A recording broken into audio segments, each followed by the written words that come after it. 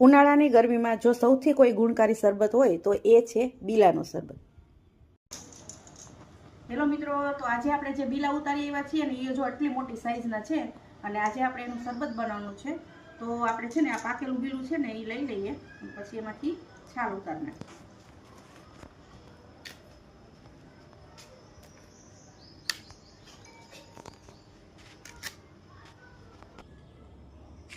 પછી છાલ ઉતરી જાય ને પછી આ એનો જે માવો હોય ને એને આપણે કાઢી લેવાનો છે.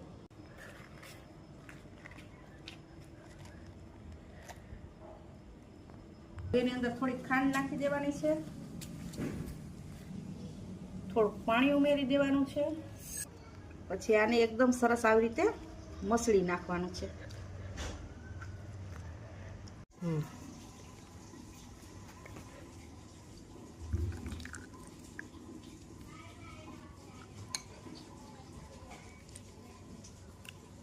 આની અંદરથી આ જે ડાખડીના છે ને દબાવીને કાઢી નાખવાનું છે. આને છે ને આપણે ગરણી વડે ગાળીએ ને તો આ જે એનો જે માવો હોય ને, ઓરિજિનલ જે માવાનો સ્વાદ હોય ને એ ગરણીથી ગળાઈ જાય.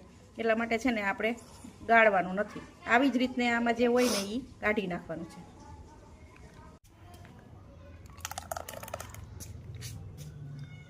તો મિત્રો, આપણો શરબત બનીને રેડી થઈ ગયો છે. અને આ શરબત છે ને આવી રીતે તમે બનાવો ને તો આનો એકદમ ઓરિજિનલ ટેસ્ટ આવતો હોય છે.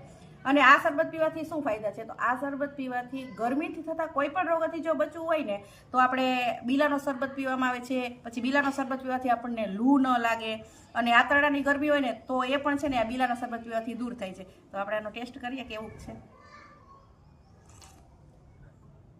એકદમ મસ્ત અને ઓરિજિનલ.